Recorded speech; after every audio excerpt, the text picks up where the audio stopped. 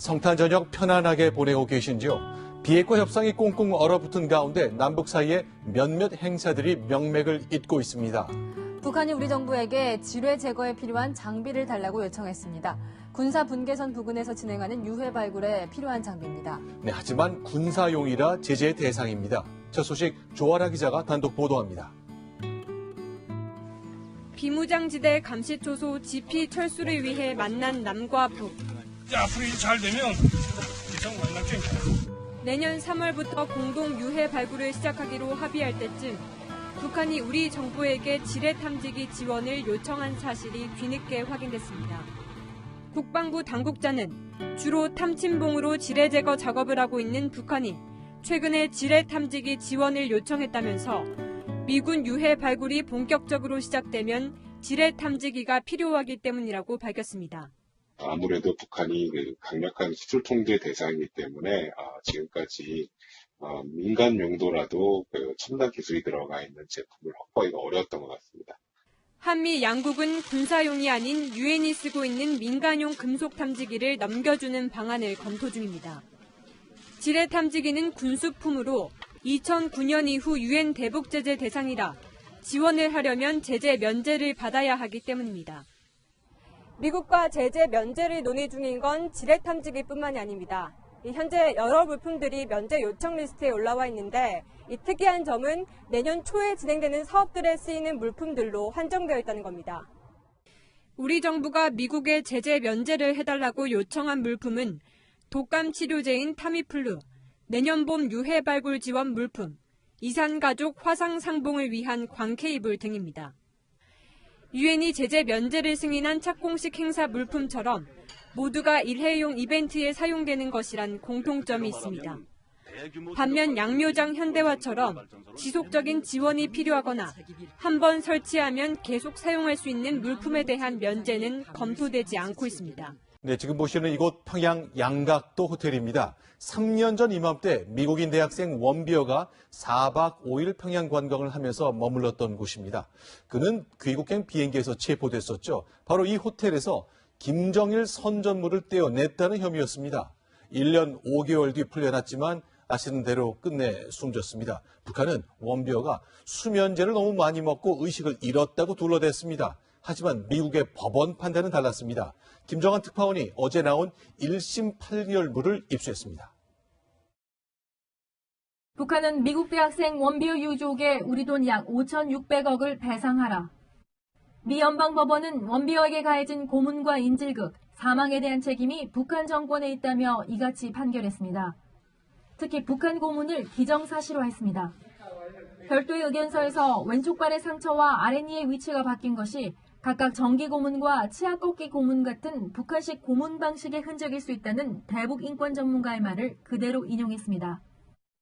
법원은 원비어 측이 피고인 북한에 국제우편으로 판결문을 전달토록 했습니다. 그러나 북한이 자발적으로 배상금을 낼 가능성은 거의 없습니다. Like basically you can only attach commercial assets. I doubt North Korea has commercial assets in the United States. 다만 해외 북한 자산에 대한 미국의 독자 제재에 정당성을 부여한 판결이라는 분석이 나옵니다. 사법부의 판단이 있었으니 자산 동결이라든가 활동에 대한 제재를 하는데 상당한 좀 설득력이 생기는 어떤 효과는 있지 않겠나 이런 느낌이 좀. 결국 이번 원비어 가족의 승소는 미 행정부의 대북 제재에 또 다른 날개를 달아준 것이라는 해석입니다. 우리 국방부와 일본 방위성이 닷새째 진실 공방을 벌이고 있습니다. 우리 해군 구축함이 일본 공군기를 실제 공격하는 사격용 레이더로 조준했는지 이걸 놓고 다투고 있는 거죠. 양국은 만나서 오해를 풀자면서 갈등 봉합에 나섰습니다. 그렇다면 어떤 점이 논란인지 최선 기자가 정리했습니다. 닷새전은 지난 20일 오후 동해에서 벌어진 일입니다. 해군 구축함 광개토대왕함은 독도에서 180km 떨어진 곳에서 조난 신호를 보낸 북한 선박을 찾고 있었습니다. 그런데 인근을 지나던 일본 자위대 해상 초계기와 마주하게 된 겁니다. 우리 구축함은 수색 활동을, 일본 초계기는 통상적인 정찰을 각각 했지만 이후 상대방에게 위협을 가했다며 진실 공방을 벌이고 있습니다. 가장 큰 쟁점은 광개토대왕함이 일본 초계기를 향해 사격용 레이더를 쐈느냐는 겁니다. 광개토대왕함에는 항해용 레이더와 탐지용 레이더, 그리고 사격용 레이더 3개가 있습니다. 일본은 초계기를 향해 사격용 레이더를 여러 차례 사용했다며 사실상 격추 시도나 마찬가지라고 주장하고 있습니다. 반면 해군은 정밀 탐색을 위해 탐지용 레이더는 가동했지만 사격용 레이더는 작동하지 않았다고 반박하고 있습니다. 일본 방위성은 광개토 대왕함 바로 위를 저공 비행했다는 우리 군의 주장에 사실 무근이라 반박했습니다. 해군에서는 다른 나라 항공기가 함정 위를 지나는 걸 결례이자 도발로 여깁니다. 우리 군은 이례적인 상황인 만큼 당시 모습을 찍어놓은 것으로 알려졌습니다.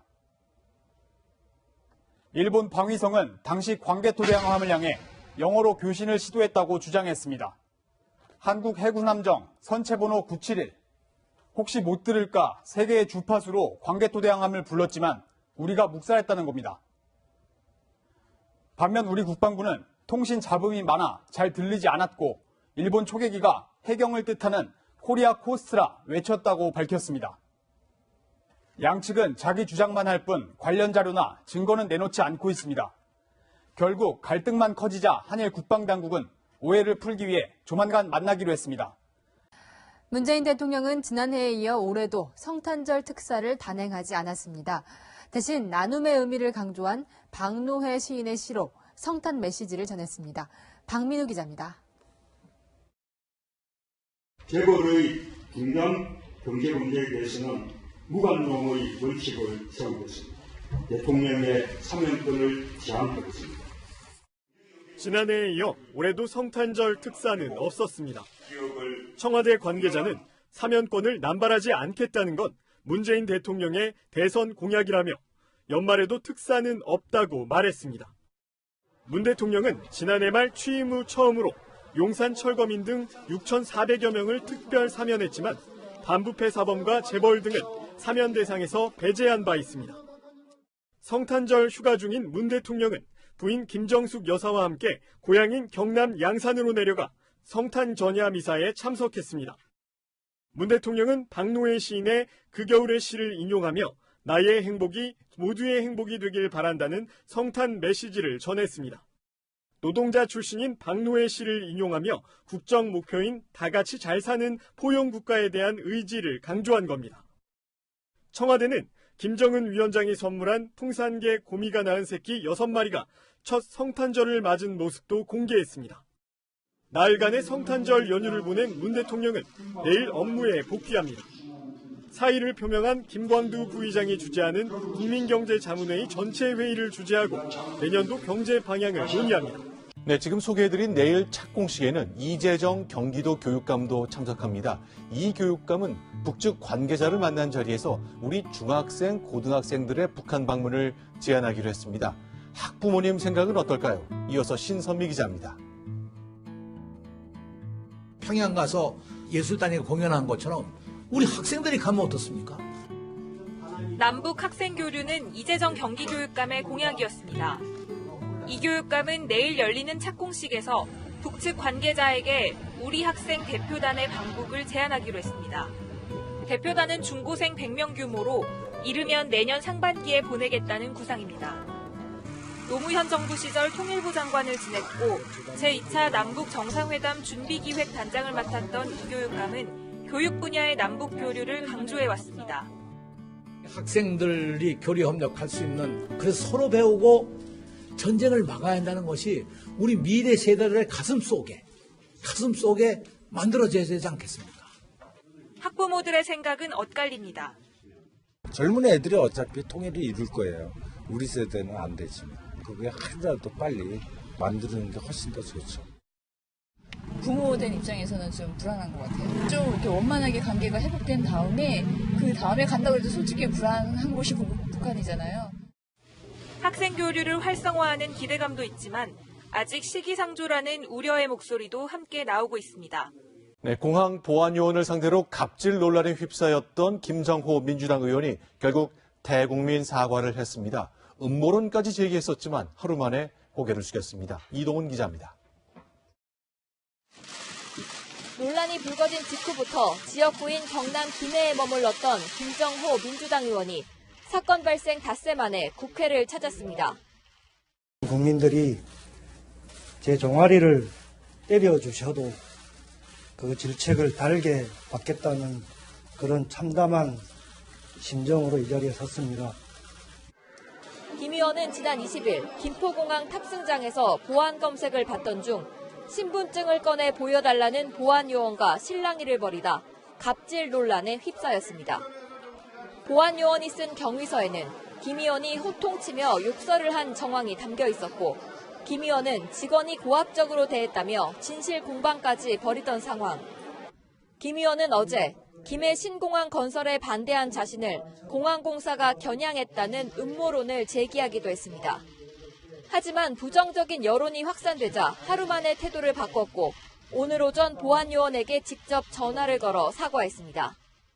다시 한번 이 자리를 빌어 당사자이신 공항안전요원들께 머리 숙여 사과드립니다. 한국당은 개인 사과로 마무리될 일이 아니라며 민주당이 김 의원을 국회 윤리위에 제소하고 국토위원회에서도 사퇴시켜야 한다고 압박했습니다. 의뢰인은 형사 고소하겠다는데 변호인이 뜯어말리는 보기 드문 상황이 벌어졌습니다. 바로 김태우 수사관이 직접 거론한 우윤근 주 러시아 대사 이야기인데요. 왜 그런 것인지 최지연 기자가 설명해드립니다. 이른바 김태우 리스트에 이름을 올린 우윤근 주 러시아 대사. 2009년 한 사업가에게서 취업 청탁과 함께 1,000만 원을 받았다가 되돌려줬다는 의혹을 전면 부인했습니다.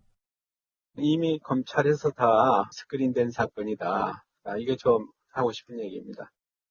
본인은 물론 청와대 측도 함께 법적 대응까지 예고했습니다. 우윤근 대사 아마 본인이 여기에 대해서 대응을 하시리라고 저는 생각하고 있고요. 하지만 우 대사의 변호인단은 최근 다른 결론을 내놨습니다. 허위사실 유포에 따른 명예훼손죄를 물리려면 김 수사관이 고의로 명예훼손하려 했다는 것을 밝혀야 하지만 사실상 입증이 어렵다는 게 변호인단의 판단입니다. 또 검찰이 나서서 금품 수수 의혹의 실체를 캐는 데 따른 부담도 작용한 것으로 보입니다. 변호인단은 이미 나흘 전 고소하지 않는 게 좋겠다는 의견을 우 대사에게 알렸습니다. 다만 우 대사는 여전히 고소 의지를 접진 않은 것으로 전해졌습니다. 정치적 실리와 명예 사이에서 고민이 깊어 보입니다. 유튜브 정치의 전면에 서게 된 진보와 보수의 정치인이 논란의 중심에 섰습니다. 유시민 이사장은 20대 남성과 관련된 발언 때문에, 홍준표 전 대표는 검증되지 않은 의혹죄이기 때문에 그렇습니다. 강병규 기자입니다.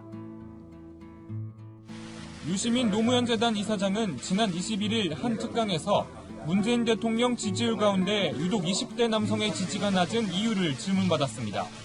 유 이사장은 여성내각 할당제와 대체복무제 등 문재인 정부 정책에 20대 남성이 역차별을 느낀다면서 이렇게 답했습니다. 자기들은 축구도 봐야 되는데 여자들은 축구도 안 보지. 자기들은 롤도 해야 되는데 여자들은 롤도 안 하고 공부하지. 모든 데서 우리가 불리해. 온라인에서는 20대 남성 지지율 하락에 불을 질렀다. 정권에 대한 불만을 어리광 취급했다는 비판이 쏟아졌습니다. 하지만 유 이사장은 영상을 보고 판단하라, 드릴 말씀이 없다며 말을 아꼈습니다. 최근 유튜브 채널 TV 홍카콜라를 개설한 홍준표 전 자유한국당 대표도 논란의 중심에 섰습니다.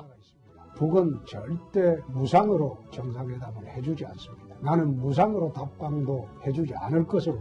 그러면 남은 것은 현찰입니다. 검증되지 않은 의혹 제기란 비판에도 홍 전 대표는 개가 짖어도 기차는 간다며 아랑곳하지 않았습니다. 논란 속에서도 유 이사장은 유튜브를 정복하겠다며 다음 달 2일 유튜브 방송을 시작하고, 홍 전 대표는 10만 구독 기념이라며 오는 31일 유튜브 생방송을 예고했습니다. 주요 시간은 정치권에서도 논쟁거리가 되고 있습니다.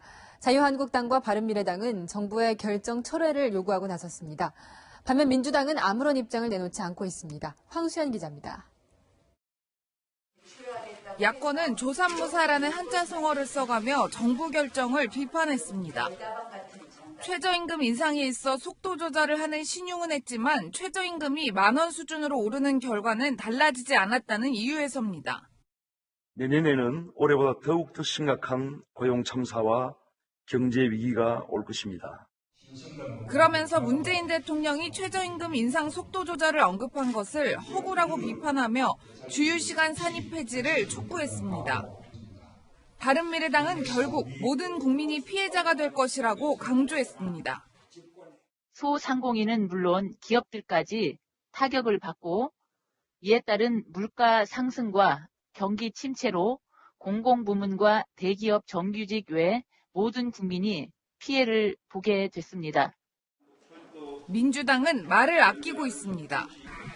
다만 한정희 민주당 정책위 수석 부의장은 자신의 SNS에 주휴시간을 최저임금 결정 때 산입하는 방식은 박근혜 정부 때 결정된 것이라는 글을 올리며 정부 옹호에 나섰습니다. 내년부터는 알바 쪼개기를 하는 자영업자들이 늘어날 것으로 보입니다. 1인당 근무 시간을 15시간 이하로 낮춰서 주휴수당을 주는 부담이라도 줄이겠다는 겁니다. 백승우 기자가 취재했습니다. 주휴시간을 인정하면 실제 내년 최저시급은 33%가 오른 1030원입니다. 자영업자의 한숨이 더 커지는 이유입니다. 부담이 되죠. 지금 장사하는 과정에서 주인들은 가져가는 게 없는데 인건비를 감당할 수 없는 업주들은 이른바 알바 쪼개기를 검토합니다. 아무래도 일주일에 이틀밖에 안 시킨다든가 여기를 줄이겠죠. 현행법상 일주일에 15시간 이상 일한 근로자는 주휴수당과 4대 보험 혜택을 받습니다. 이 때문에 초단시간 근로자 채용을 늘려 주휴수당과 4대 보험 가입 부담을 줄이려는 업주가 늘고 있습니다. 실제 초단시간 근로자는 150만 명을 넘어서 최근 2년 동안 20% 가까이 급증했습니다. 쪼개서 고용을 하든지 이런 식으로 노동시장의 경직성과 비용 부담이 추가적으로 증가한 그런 상황으로 판단됩니다. 초단시간 근로자 채용이 늘수록 피해는 결국 청년과 저임금 근로자들에게 돌아갈 것이라는 우려가 나옵니다. 겨울방학을 맞아 아르바이트 자리를 구하는 대학생들도 최저임금 인상에 역풍을 맞았습니다. 이미 일하던 곳에서 밀려날 위기에 몰린 사람도 적지 않습니다. 박건영 기자입니다. 대학생 이상명 씨는 요즘 하루하루가 걱정입니다. 내년 최저임금 인상을 앞두고 일자리 찾기가 하늘의 별따기입니다. 되게 많이 높아져서 좋을 것 같긴 한데 그만큼 또 반작용이 큰 것 같아요. 하루 일에 한 4-5개를 넣어도 다 안 되는 경우도 있었고. 대학생 변모 씨도 사정은 마찬가지입니다. 지난 5월부터 편의점 아르바이트를 하고 있지만 다음 달에는 그만둬야 합니다. 아드님이랑 하신다고 저를 못 쓸 것 같다고 하시더라고요. 최근에는 아끼던 물건까지 팔았고 생활비 부족 때문에 휴학까지 고민하고 있습니다.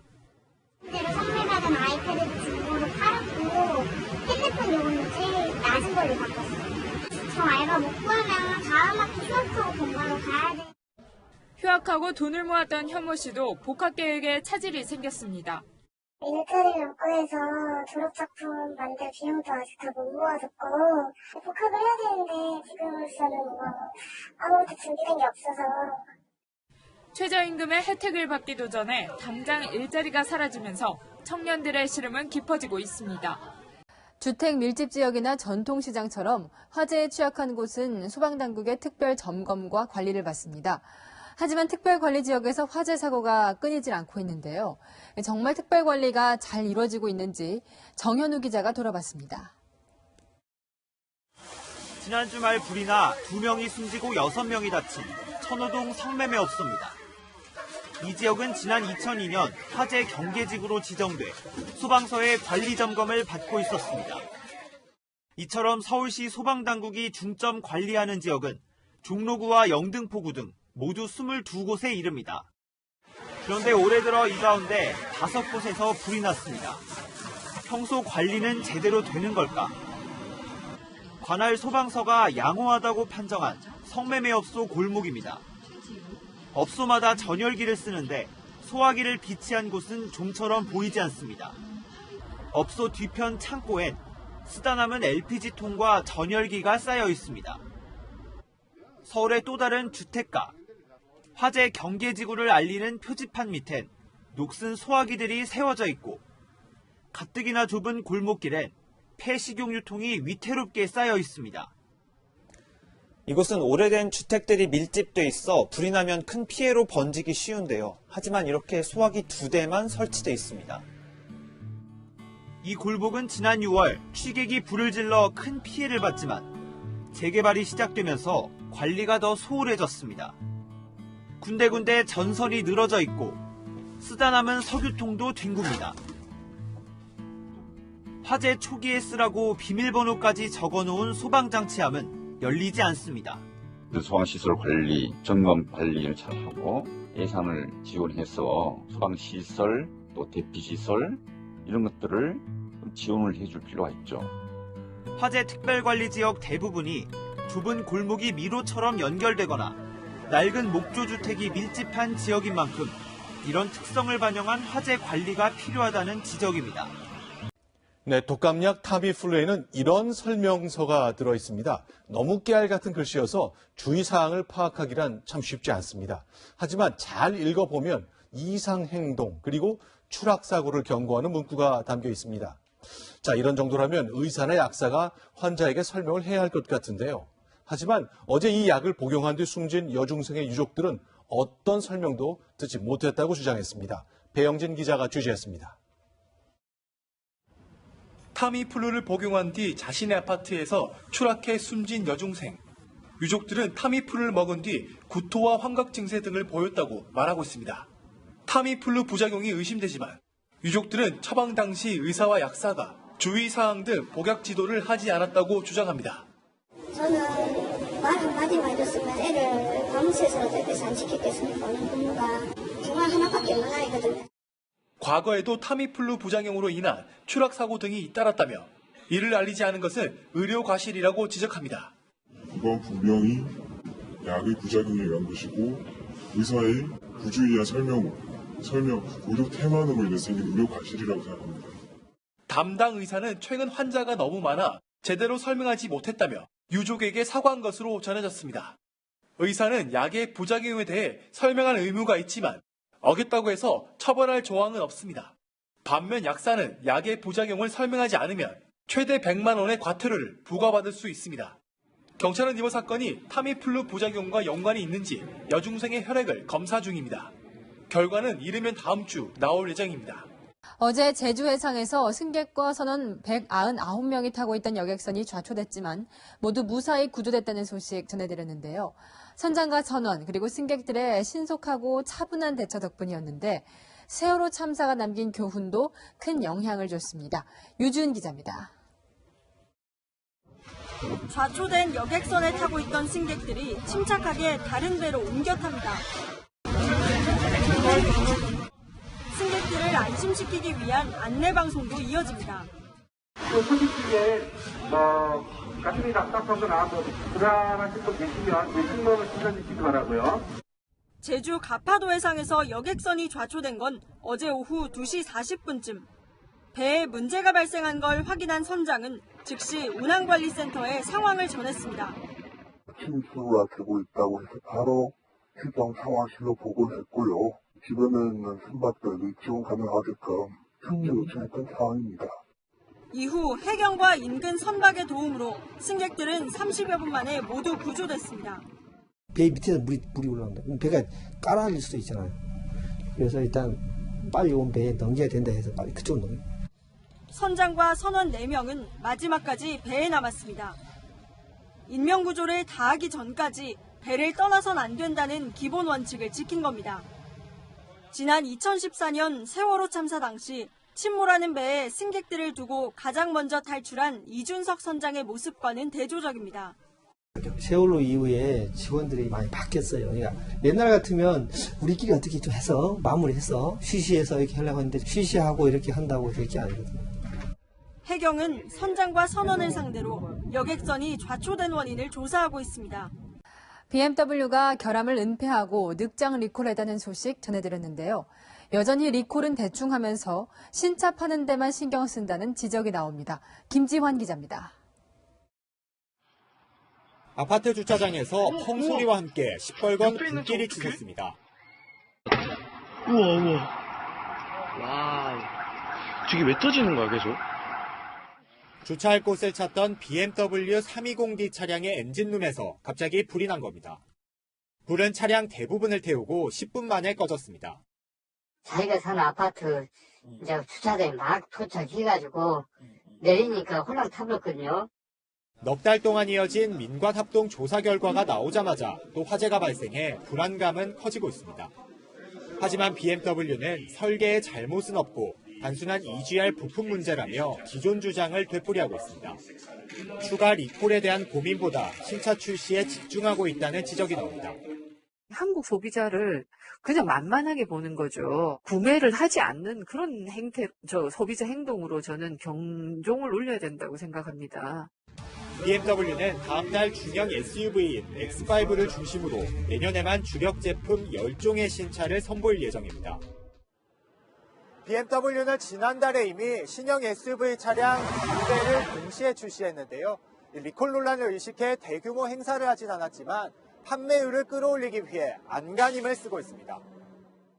소형 SUV부터 세단까지 전열을 모두 갖춘 BMW는 내년부터 분위기 반전에 나선다는 방침이지만 정작 소비자 안전은 뒷전입니다. 결함 은폐에 대해서 진흥범죄수사대 수사, 민형사 재판에서 밝혀나가고요. 반드시 이루어지도록 노력하겠습니다.